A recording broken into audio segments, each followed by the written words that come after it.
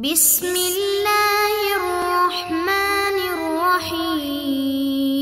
السلام علیکم ورحمۃ اللہ وبرکاتہ۔ معزز طلباء کرام، آپ سب کیسے ہیں؟ آج ہم کتاب ہدایہ رابع میں سبق نمبر 147 کو پڑھیں گے۔ ہمارے آج کے سبق کا عنوان ہے مزارعت کے کاموں کی 3 اقسام۔ آئیے پہلے اپنے آج کے سبق کی عبارت کو پڑھتے ہیں۔ بسم اللہ الرحمن الرحیم۔ فالحاصل انما كان من عمل قبل الادراك كالسقي والحفظ فهو على العامل، وما كان منه بعد الادراك قبل القسمة فهو عليهما في ظاهر الرواية كالحساد والدياس واشباههما على ما بيناه، وما كان بعد القسمة فهو عليهما والمعاملة على قياس هذا ما كان قبل إدراك الثمر من السقي والتلقيح والحفظ فهو على العامل، وما كان بعد الإدراك كالجداد والحفظ فهو عليهما، ولو شرط الجداد على العامل لا يجوز بالاتفاق لأنه لا عرف فيه، وما كان بعد القسمة فهو عليهما لأنه مال مشترك ولا عقد، ولو شرط الحساد في الزرع على رب الأرض لا يجوز بالإجماع لعدم العرف فيه، ولو أراد قسل القسيل أو جز التمر بسرا أو التقاط الرتب فذلك عليهما لأنهما أنهيا العقد لما عزم على القسل والجداد بسرا فصار كما بعد الادراك واللہ اعلم۔ آئیے اب ہم اپنے سبق کی عبارت کا ترجمہ کرتے ہیں۔ فالحاصل، خلاصہ کلام یہ ہے کہ جو کام کھیتی پکنے سے پہلے ہو، ما کان من عمل قبل الادراک، تو ادراک سے مراد پک جانا، تیار ہو جانا، کھیتی پکنے سے پہلے ہوں، کالسقی جیسے سینچائی کرنا، پانی دینا، والحفظ اور فصل کی دیکھ بھال کرنا، تو یہ کام عامل کے ذمہ ہے۔ وما کان منہ بعد الادراک، اور جو کام پکنے کے بعد تقسیم سے پہلے ہو تو وہ ظاہر الروایہ کے مطابق علیہما دونوں کے ذمہ ہے۔ کالحسادی جیسے کھیتی کو کاٹنا، والدیاس اور اس کو گاہنا، واشباہہما اور ان دونوں سے ملتے جلتے اور جو کام ہیں، علی ما بیناہ اس تفصیل کے مطابق جس کا تذکرہ، اس تفصیل کے مطابق جس کو ہم نے گزشتہ سبق میں بیان کیا۔ وما کان بعد القسمتی، اور وہ کام جو تقسیم کے بعد ہیں، فہو علیہما تو وہ بھی متعاقدین کے ذمہ ہیں، اور معاملہ یعنی مساقات بھی اسی قیاس پر ہے، یعنی وہ کام جو پھل پکنے سے پہلے ہیں یعنی سینچائی کرنا، والتلقیح اور گابھا دینا جسے ہمارے ہاں پیوند کاری کہا جاتا ہے، تو یہ اس سے ملتا جلتا کام ہے۔ تلقیح اور حفظ دیکھ بھال نگہداشت تو وہ عامل کے ذمہ ہے۔ وما کان بعد الادراکی، اور وہ کام جو پکنے کے بعد ہوتے ہیں، کالجداد جیسے پھلوں کو کاٹنا، پھل توڑنا، والحفظ اور پھلوں کی حفاظت کرنا، تو فہو علیہما یہ دونوں کے ذمہ ہیں۔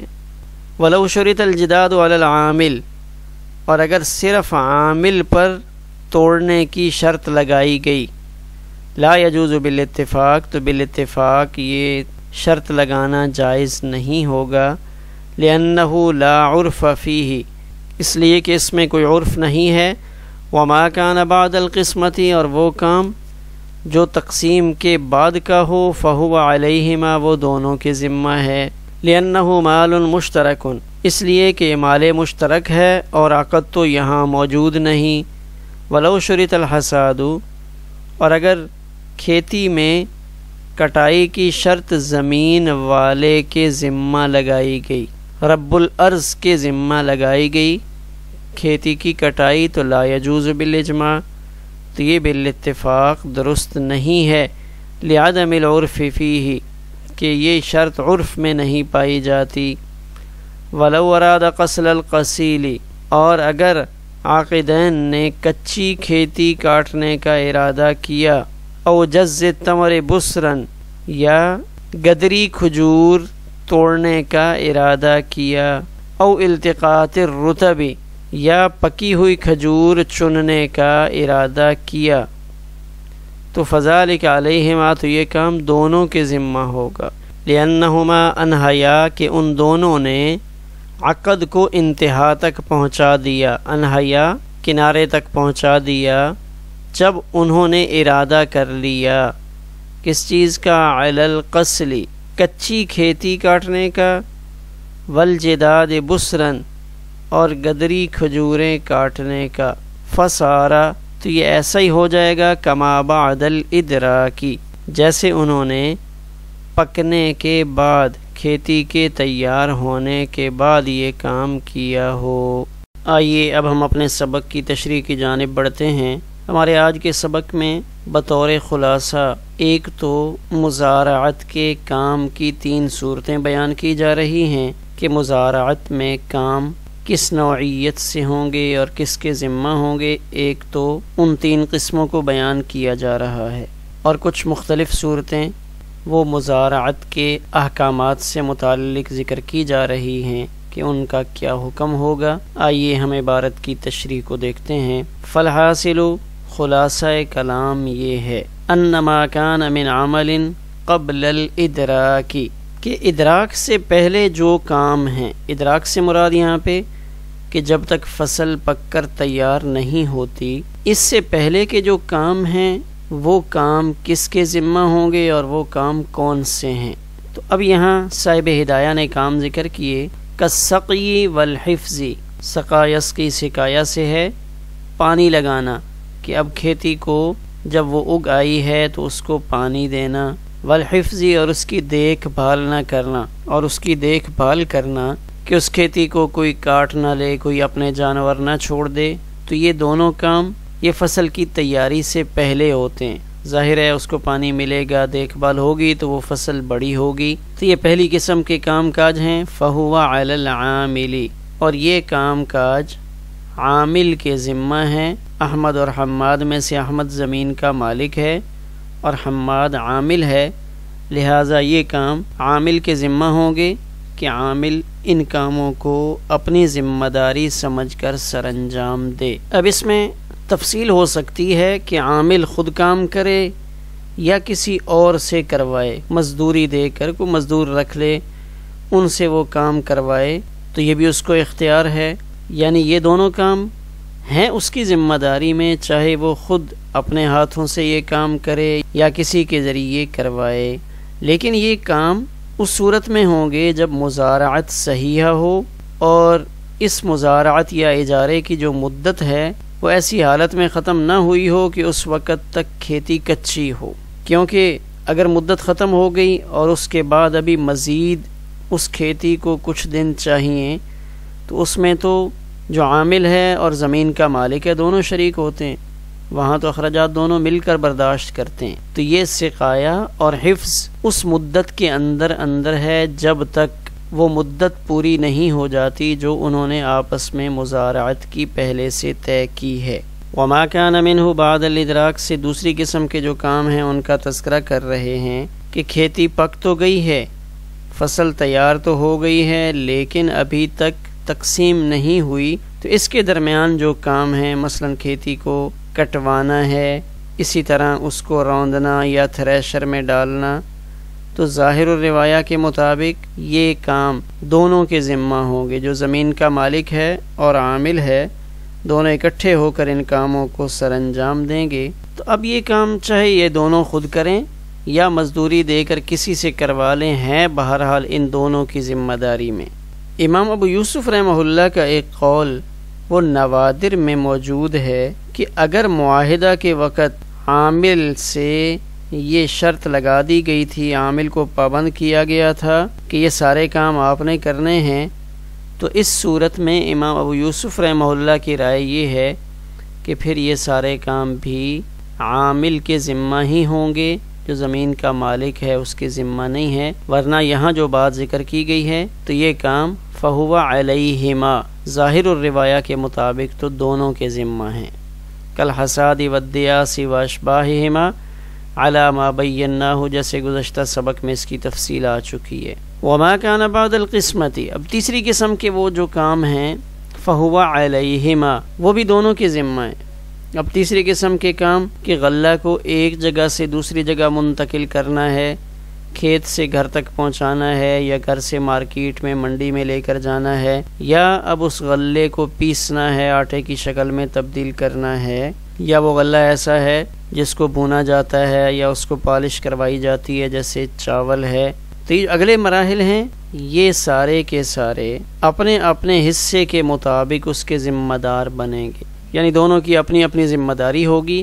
کسی ایک کو اس کا پابند نہیں کیا جا سکتا کہ جو فصل ہوگی وہ آپ نے پسائی کروا کے مجھے دینی ہے، یا میرے گھر میں پہنچانی ہے، یا اس کو پالش کروانا ہے۔ یہ دونوں کی ذمہ داری ہوگی اور دونوں اپنے اپنے حصے کے مطابق ان کاموں کی ذمہ داری لیں گے۔ تو یہ تو کام کی تینوں قسمیں تھیں۔ والمعاملۃ علی قیاس ھذا، معاملہ یعنی مساقات بھی اسی قیاس کے مطابق ہوگی، یعنی مساقات میں بھی کاموں کی ترتیب ویسے ہی ہوگی جیسے مزارعت میں ہوتی ہے، یعنی جیسے مزارعت میں کام 3 نوعیت کے ہیں، 3 مختلف اوقات میں ان کاموں کی ذمہ داری مختلف افراد پر ہوتی ہے، تو اسی طرح مساقات کا طریقہ کار بھی ہوگا۔ ما کان قبل ادراک الثمر، وہ کام جو پھل کے پکنے سے پہلے ہوں گے، پھل تیار نہیں ہوا اس سے پہلے کے جو کام ہیں۔ اب یہاں 3 چیزیں ذکر کی ہیں، من السقی والتلقیح والحفظ۔ ایک تو من السقی، پانی سے ان درختوں کو سیراب کرنا۔ ظاہر ہے جتنے بھی درخت ہیں ان کو بھی پانی چاہیے ہوتا ہے، جیسے عام اگنے والی کھیتی اس کو پانی درکار ہوتا ہے۔ تو اب جو کام پھل پکنے سے پہلے ہیں فہو علی العامل، وہ عامل کے ذمہ ہیں۔ تب اس میں ایک لفظ تلقیح کا آیا۔ تلقیح کسے کہا جاتا ہے؟ کہتے تلقیح لقح سے مشتق ہے، مذکر کھجور، اس کے بیج کو مؤنث کھجور میں ڈالتے ہیں جس سے دانہ ذرا بڑا بڑا دکھلائی دیتا ہے۔ تلقیح اور حفظ یہ تینوں کام عامل کے ذمہ ہیں، کیونکہ ابھی تک یہ پھل پک کر تیار نہیں ہوئے۔ وما کان بعد الادراکی، اور جو کام پھل پکنے کے بعد ہیں۔ اب پھل پکنے کے بعد کیا ہوتا ہے؟ پھلوں کو توڑنا، ان کی ڈھیریاں لگانا، پھر ان ڈھیروں کی حفاظت کرنا۔ تو اب یہ جو کام ہے فہو علیہما، وہ باغ کے مالک اور عامل دونوں پر لازم ہوں، یعنی ان مزدوروں کی مزدوری دینا جنہوں نے اس باغ کے پھل توڑے ہیں، مثلا مالٹا توڑا ہے یا آم توڑے ہیں، تو اب مزدوری دونوں مل کر ادا کریں گے۔ تو اس وقت تک کے لیے یہ سمجھا جائے گا کہ ان دونوں کے درمیان پھل تقسیم ہو چکے ہیں۔ وما کان بعد الادراک کالجداد والحفظ فہو علیہما، تو پھلوں کو کاٹنا اور ان کی حفاظت کرنا یہ دونوں کی ذمہ داری ہے اشتراک کی وجہ سے۔ ولو شرط الجداد علی العامل، لیکن اگر معاہدے کے وقت یہ شرط لگا دی تھی کہ پھل کو توڑنا عامل کی ذمہ داری ہے، کہ دیکھ بھال بھی کرے گا، جب پھل پک جائیں گے تو اتار کر بھی لائے گا، تو اس صورت میں بالاتفاق یہ معاہدہ جائز نہیں ہے۔ لأنہ لا عرف فیہ، اس لیے کہ اس میں عرف نہیں ہے، یعنی عوام میں اس کا رواج نہیں۔ ظاہر الروایہ اور نوادر دونوں قسم کی روایتوں میں ایسا کرنا جائز نہیں۔ وما کان بعد القسمتی، اور وہ کام جو تقسیم کے بعد ہونے والے ہیں فہو علیہما، تو وہ بھی دونوں کے ذمہ ہوں گے۔ دونوں کے ذمہ کیوں ہوں گے؟ لأنہ مال مشترک،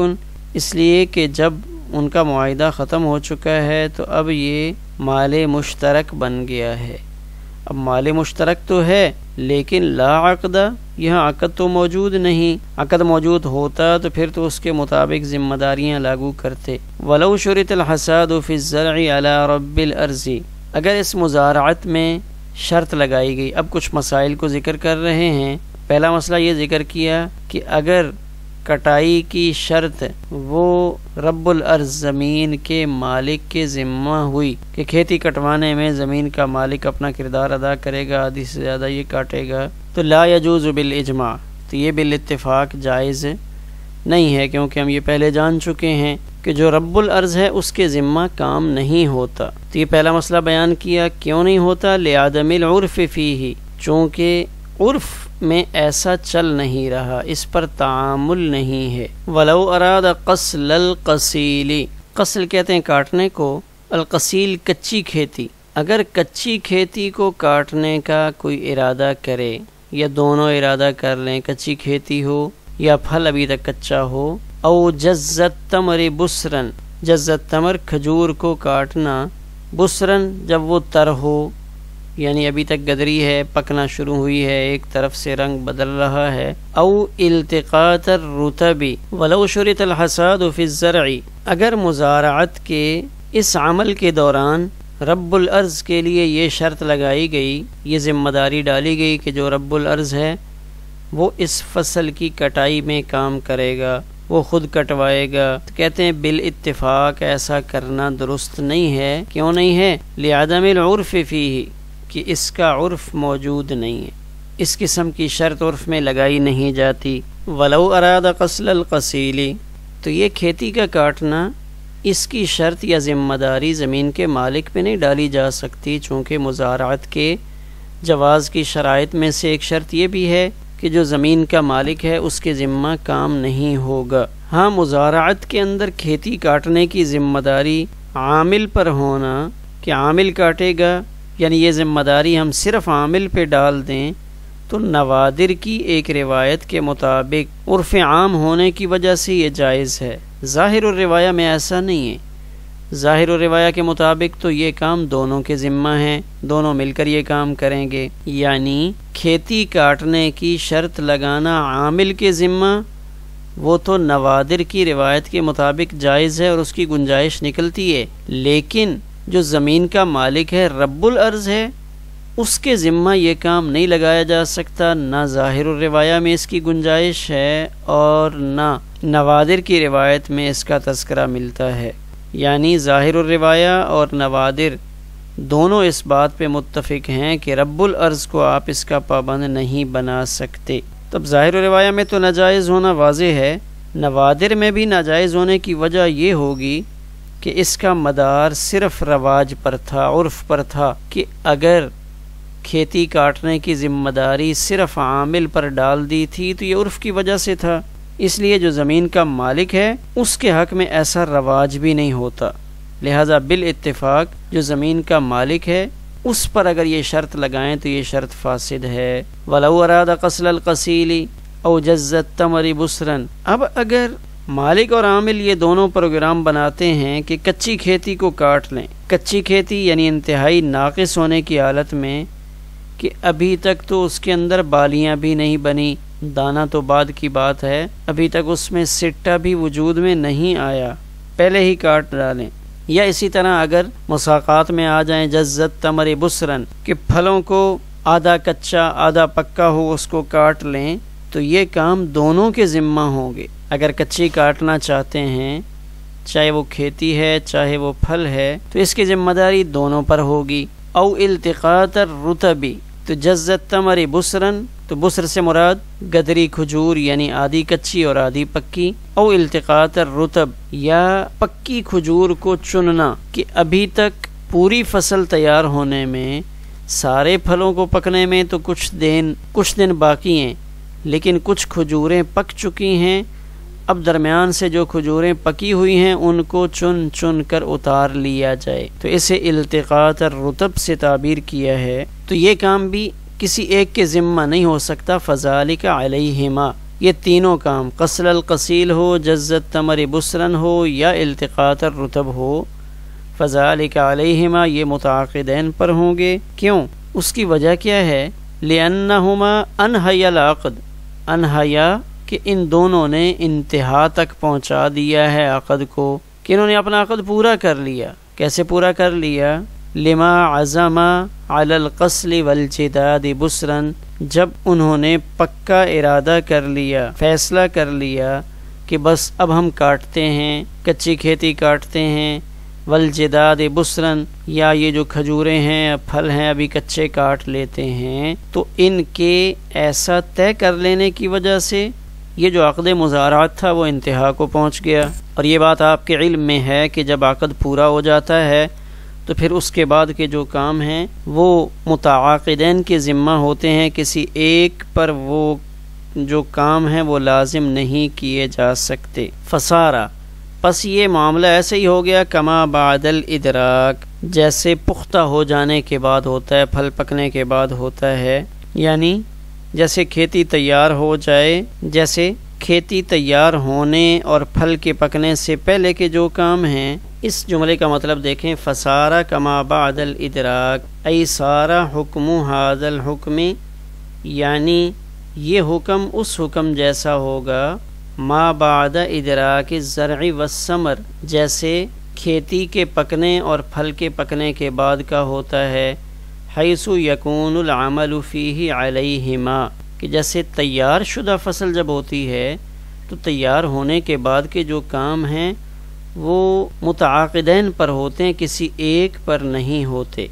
تو اسی طرح جب انہوں نے کھیتی پکنے سے پہلے ہی اس عقد کو انتہا تک پہنچا دیا، انہوں نے عقد ختم کر دیا، تو یہی سمجھا جائے گا کہ کھیتی پک گئی ہے۔ تو جیسے پکنے کے بعد دونوں مل کر کام کرتے ہیں تو یہاں بھی وہ دونوں مل کر کام کریں گے۔ ہاں، بظاہر تو ایسا معلوم ہوتا ہے کہ ابھی کچی کھیتی ہے اور تیار نہیں ہوئی، اسی طرح پھل ابھی تک تیار نہیں ہوئے،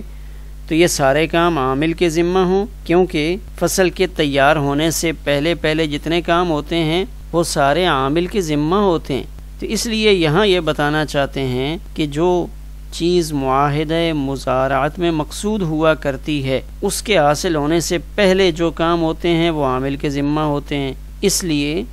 اگر وہ دونوں یہ چاہیں کہ اپنے معاہدے کو، اپنی اس مزارعت کو کچی کھیتی یا کچے پھلوں پر ہی ختم کر ڈالیں اور ان کو ابھی تک تیار نہ ہونے دیں، تو اب گویا کہ وہ کیری یعنی آم کچا ہے یا پھل کچے ہیں، اسی حالت میں توڑ لیں، تو جیسے ہی وہ فیصلہ کریں گے ان کی مزارعت اور مساقات ختم ہو جائے گی، اور فرض ہم یہ کریں گے کہ جیسے ان کا یہ معاملہ پورا ہوا ہے پکنے کے بعد، اس لیے دونوں پر یہ ذمہ داری عائد ہوگی کہ وہ دونوں مل کر اس کام کو سر انجام دیں گے۔ آخر میں ایک نظر ہم اپنے آج کے سبق کے خلاصے پر ڈالتے ہیں کہ ہمارے آج کے سبق میں 3 قسم کے کاموں کا تذکرہ ہوا، یعنی صاحب ہدایہ نے بطور خلاصہ مزارعت میں جو کام ہیں ان کی نوعیت بتا دی۔ وہ کام جو کھیتی تیار ہونے سے پہلے ہوتے ہیں یہ سارے کام عامل کے ذمہ ہیں، وہ کام جو کھیتی تیار ہونے کے بعد ہوتے ہیں لیکن تقسیم سے پہلے ہیں یہ بھی دونوں کے ذمہ، اور یہ جو تیسری قسم کے کام ہیں یہ بھی دونوں کے ذمہ ہوتے ہیں، لیکن ان کاموں میں اپنے حصے کے بقدر۔ مثلا ایک آدمی وہ 30 بوری اپنے گھر میں لے کے جا رہا ہے تو وہ اپنے حساب سے خرچہ کرایہ ادا کرے گا، دوسرا 60 بوریاں اپنے گھر لے کے جا رہا ہے تو خرچہ دونوں پر ہوگا لیکن برابر نہیں ہوگا۔ 60 بوریاں جس کی لادی جا رہی ہیں تو مزدور لاد رہے ہیں، اس کے گھر میں جا کر اتاریں گے تو 60 والا اپنے 60 کے حساب سے خرچہ دے گا، 30 والا اپنے حساب سے خرچہ دے گا۔ تو مزارعت کے کاموں کی مذکورہ بالا 3 صورتیں بن سکتی ہیں، یعنی مزارعت میں 3 انداز میں یہ کام ہوتا ہے، بالکل یہی انداز مساقات کے اندر بھی ہوگا۔ اسی طرح تلقیح کا جو لفظ آیا، تلقیح کی وضاحت یہ ہے کہ نر کھجور کا شگوفہ مادہ کھجور میں ڈالتے ہیں جس سے پھل بڑا بھی ہوتا ہے اور بعض دفعہ وہ پھل زیادہ بھی ہوتا ہے۔ اب یہاں 2 لفظ ہمارے آج کے سبق میں گزرے، ایک ہے جز او جزت تمر، اور ایک لفظ آیا تھا کل جداد والحفظ۔ تو جداد جیم کے کسرہ کے ساتھ ہے، اس کا معنی ہوتا ہے کاٹنا، اور اس کٹائی سے مراد کھجور کے پھلوں کو کاٹنا، اور بعض میں جداد کے بجائے جزاز آیا، دونوں جگہ پہ زا کے لفظ کو استعمال کیا گیا۔ تو مغرب جو لغت کی کتاب ہے اس کے بارے میں کہا جاتا ہے کہ یہ جزاز یہ خاص ہے پھلوں کو کاٹنے میں، اور جو پہلا لفظ ہے یعنی دال کے ساتھ جداد یا جداد دونوں یہ عام ہے، یعنی اس سے مطلق کاٹنا مراد ہوتا ہے، اور جزاز سے مراد پھلوں کو کاٹنا مراد ہوتا ہے۔ تو یہ لغوی اعتبار سے ان دونوں لفظوں میں تھوڑا سا فرق ہے۔ ہمارا آج کا سبق اسی پر مکمل ہوا۔